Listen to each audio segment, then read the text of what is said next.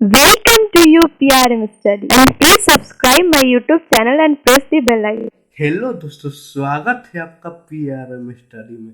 आज हम लोग पढ़ेंगे रेशियो एंड प्रोपोर्शन का पार्ट 5, जिसमें आप लोग को रुपया पैसा के बंटवारा से रिलेटेड क्वेश्चन को बता देगा। तो चलिए सामने अगला क्वेश्चन है। देखिए आप लोग के सामने क्वेश्चन क्या करे, क्वेश्चन करे ए बी तरसी के आय अनुपात 7:9:12 है, तो इनके खर्च का अनुपात 8:9:15।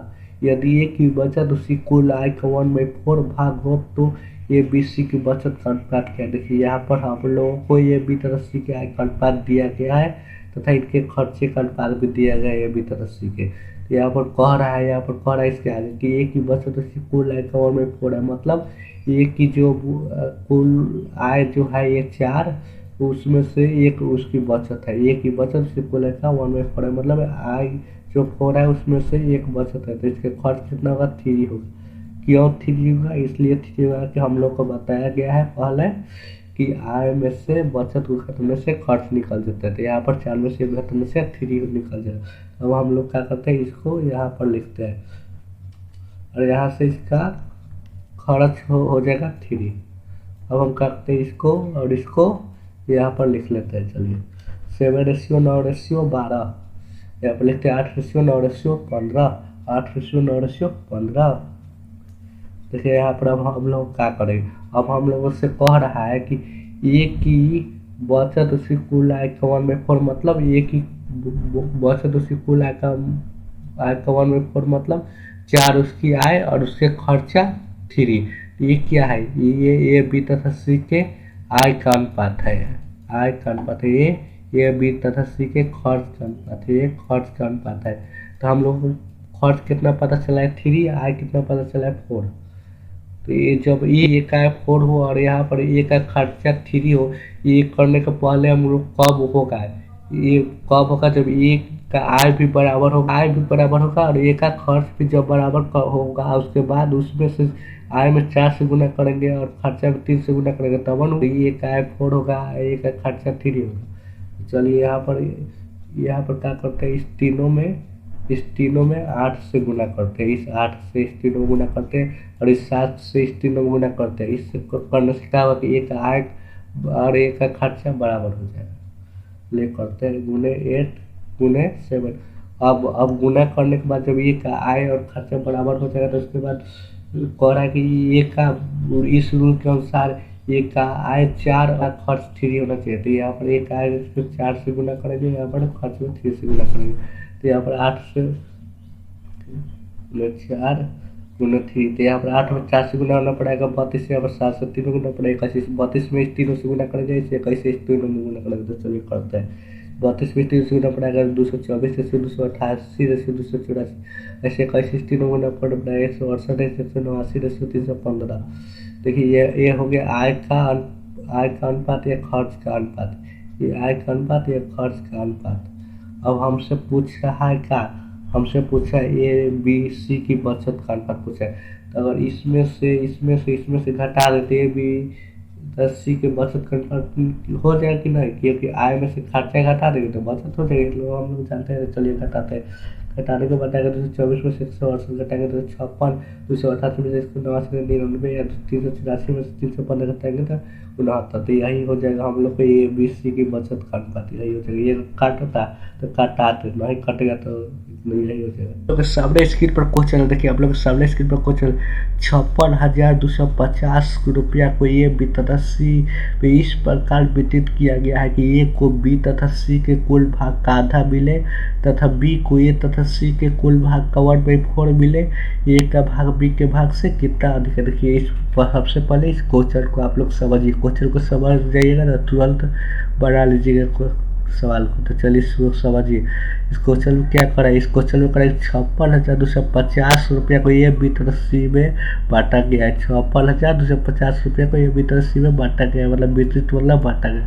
देखिए 2 रूल के साथ, यहाँ फर्स्ट रूल ये है सेकेंड रूल यह है। फर्स्ट रूल में क्या करें, फर्स्ट रूल में करें कि ए को बी तथा सी के कुल भाग का आधा मिले, मतलब बी तथा सी को 2 जब मिलेगा तो ए को 1 मिलेगा, तब ए को बी तथा सी के कुल भाग का आधा होगा, ए को जब 1 मिलेगा बी तथा सी को 2 मिलेगा। तो इसको कैसे लिख सकते हैं, इसको लिख सकते हैं ए बटा B plus C equal to 1/2, ये बटा B plus C equal to 1/2। तो इसको इस प्रकार भी लिख सकते हैं A ratio B plus C equal to 1:2।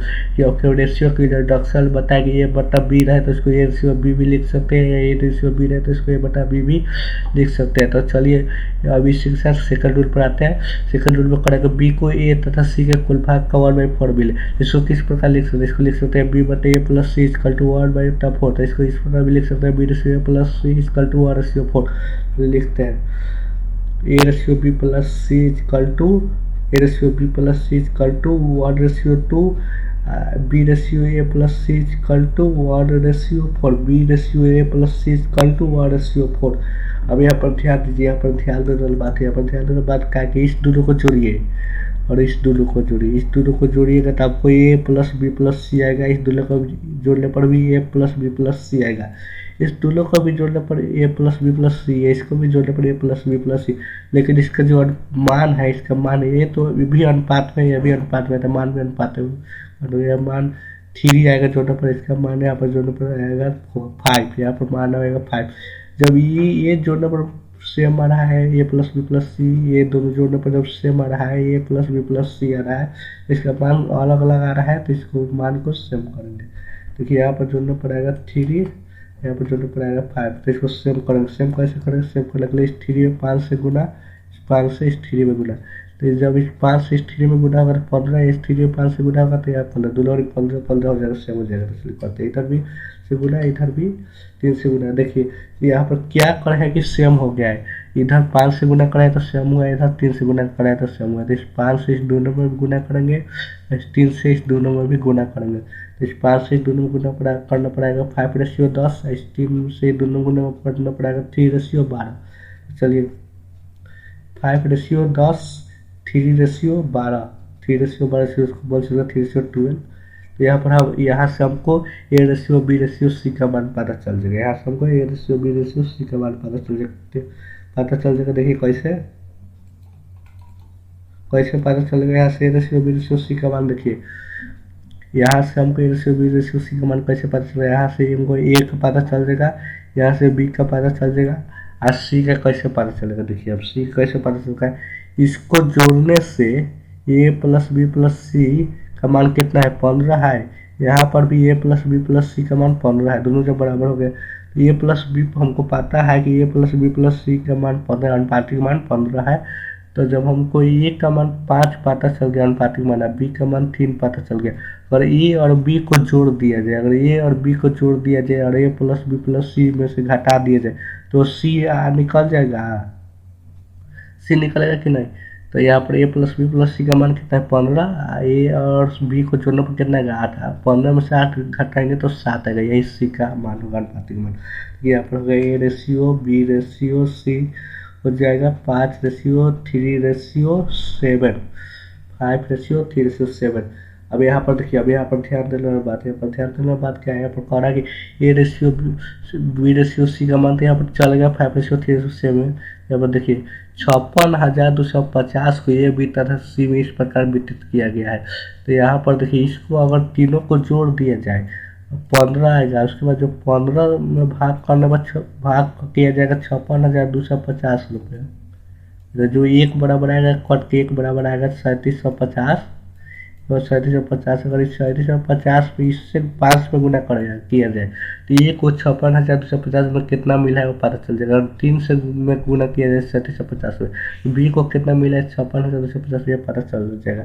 और 7 में गुना किया जाए तो सी को कितना मिला है पता चले। लेकिन हमसे ये नहीं पूछ रहा है, हमसे ये नहीं पूछ रहा, हमसे क्या पूछ रहा है, हमसे पूछ रहा है कि एक का भाग बी के भाग से कितना अधिक, ये यहाँ पर एक का भाग बी के भाग कितना अधिक है, 2 अधिक है, हाँ 2 अधिक है। तो पहले चलिए इसकी कम कर लेते हैं, ये कम कर लेते हैं, ये कम कर लेते हैं 15, 56,250, एक बराबर 3750। देखिए अब यहाँ पर देखिए ध्यान दीजिए, यहाँ पर आप ध्यान दीजिए, यहाँ पर देखिए कह रहा है कि ए का भाग बी के भाग से कितना अधिक है, यहाँ पर कितना अधिक है, 2 अधिक है, 2 अधिक है ना। तो इस 2 में 3750 से गुना करेंगे तो ओरिजिनल में कितना अधिक है ये पता चल जाएगा। देखिए 2 गुने 3750 कितना का 7500 आएगा, यही 7500 अधिक है, यही आंसर हो गया। नहीं समझे तो वीडियो को पीछे कर लीजिए, इसके साथ अगले क्वेश्चन पर। देखिए आप लोग सामने स्क्रीन पर अगला क्वेश्चन, अगला क्वेश्चन क्या करे, अगला क्वेश्चन करे कि ए और बी की मानसिक है 5:6 के अनुपात में है तथा उनके मासिक व्यय का अनुपात 3:4 है। यदि वे प्रति मास क्रमशः 1800 रुपये और 1600 रुपये की बचत करते हैं तो बी की मानसिक आय ज्ञात कीजिए। देखिए यहाँ पर क्वेश्चन में यहाँ समझिए, यहाँ पर ए और बी का मानसिक आय का अनुपात दिया गया है। अरे और उनके मानसिक व्यय, व्यय मतलब खर्च, जिसको इंग्लिश में एक्सपेंडिचर बोलते हैं, इसका अनुपात भी दिया गया है ए और बी का। तो इस ये कह रहा है कि वो प्रति मास मतलब महीना में 1800 रुपये बचा रहा है ए और बी बचा रहा है 1600 रुपया, तो बी की मानसिक आय ज्ञात कीजिए। देखिए तो इसको कैसे बनेगा, देखिए यहाँ पर इसको बनाने के लिए क्या करेंगे, यहाँ पर देखिए अनुपात में दिया गया है, यह अनुपात में दिया गया है, इसका जो मानसिक आय है ये अनुपात में दिया गया है, अनुपात में दिया गया है। तो इसमें क्या करेंगे, एक्स लगा देंगे, दोनों में एक्स लगा लेंगे, यहाँ हो जाएगा 5x, यहाँ हो जाएगा 6x, इसको लिख सकते हैं 5x/6x। अब अगर इनकम में से बचत को घटा लिया जाए तो उनके कितना खर्च कर रहे हैं पता नहीं चलेगा है। इनकम में से अगर बचत को घटा लिया जाए तो कितना खर्च कर रहे हैं पता नहीं चलेगा। 5x - 1800 बटा 6x - 1600 इक्वल टू 3/4।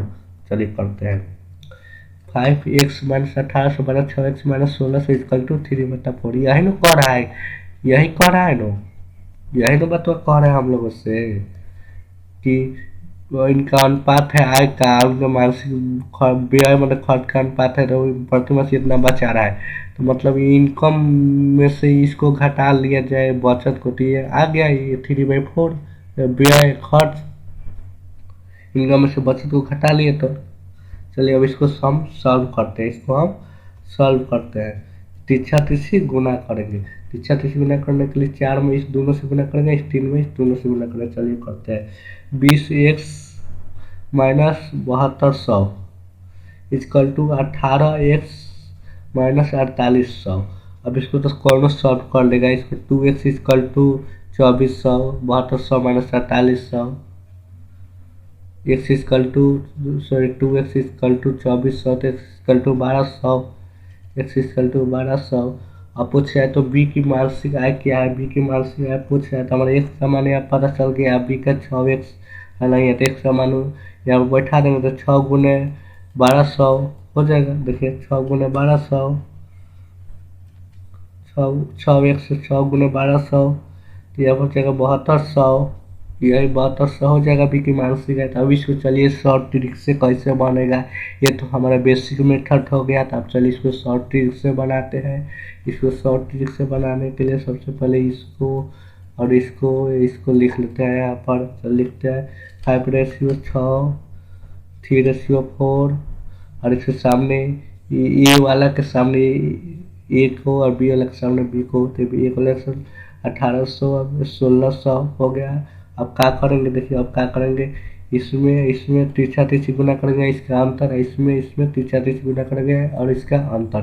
देखिए करते हैं 5 इसका अंतर 2 और इसका अंतर कितना होगा 2400 होगा। इसका अंतर गुना करने के बाद 3 में 1600 से गुना 4800 और 4 में 1800 से गुना 7200, 4800 का अंतर 2400। 2 में 2400 कितना बार में कटेगा, 1200 बार में कटेगा, तो 1200 बार में कटेगा। तो पूछा है कि बी की मानसिक आय ज्ञात करें, बी की मानसिक आय पूछ रहा है। बी की मानसिक आय निकालने के लिए क्या करेगा, बी ये है आय, बी की मानसिक आय ये है, 1200 में 6 से गुना करेंगे तो बी की मानसिक आय पड़ जाएगी। ये अनुपातिक मानसिक आय है, ये अनुपातिक मानसिक आय था। हमको पूछा ओरिजिनल मैंने बी की मानसिक ओरिजिनल, तो 1200 से गुना करेंगे तो पता चलेगा। देखिए 6 गुना 1200 इक्वल टू 7200 बी की मानसिक है। चलिए अब इसी के साथ हम लोग अगले क्वेश्चन पर चलते हैं। आप लोग समझ गए होंगे, बहुत ही इजी क्वेश्चन था, बहुत ही छोटा मोटा क्वेश्चन। चलिए अगले क्वेश्चन पर चलते हैं। पर अगला क्वेश्चन देखिए आप लोग सामने स्क्रीन पर अगला क्वेश्चन कह रहा है कि एक पुस्तक उस पर छपे मूल्य पर 10% बाता देकर बेचने से एक दुकानदार को 12% लाभ होता पूछता है, तो पूछता है क्रय मूल्य तथा उस पर छपे मूल्य का अनुपात क्या है। देखिए इस क्वेश्चन को समझिए, बहुत ध्यान से समझिए। तो करेंगे एक पुस्तक उस पर छपे मूल्य पर 10% बाटा देगा।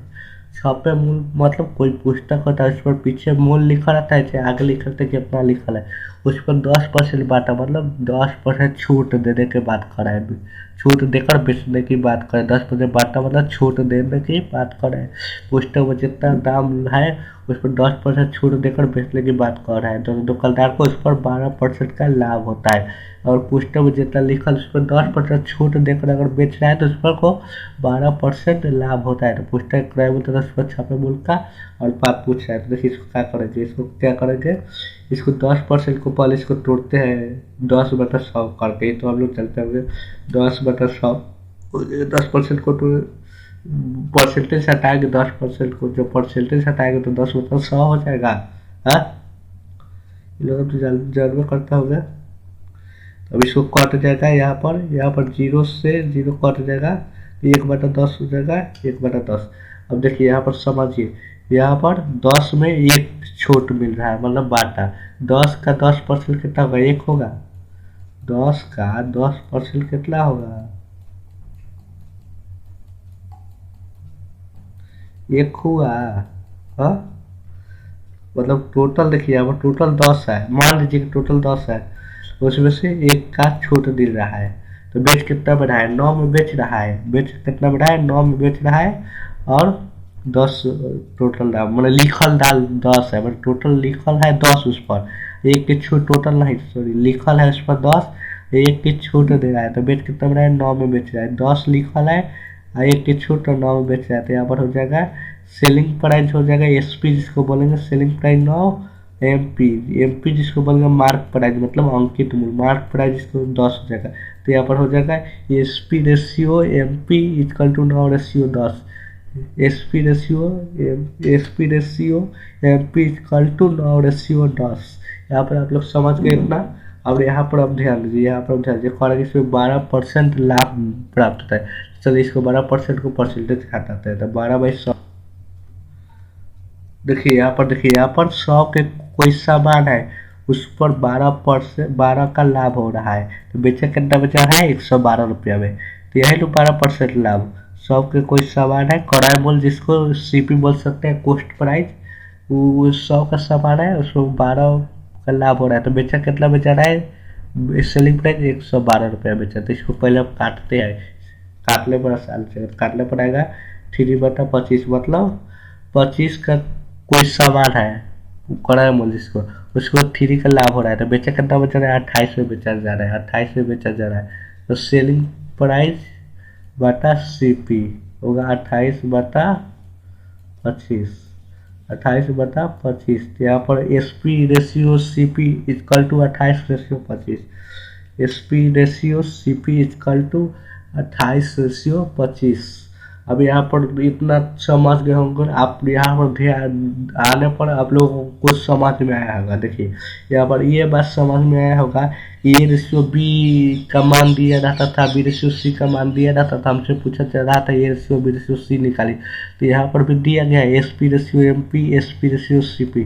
तो इससे मान नहीं निकल जाएगा S P ratio M P ratio C P का मान, निकलेगा कि नहीं। देखिए यहाँ पर पहले देखिए कौन इसमें मिल रहा है, दोनों में आप लोग दिखाई दे रहा होगा कि इसमें भी 9 एस पी है और इसमें भी एस पी, इसमें एस पी का मान 9 है, इसमें एस पी का मान 28 है।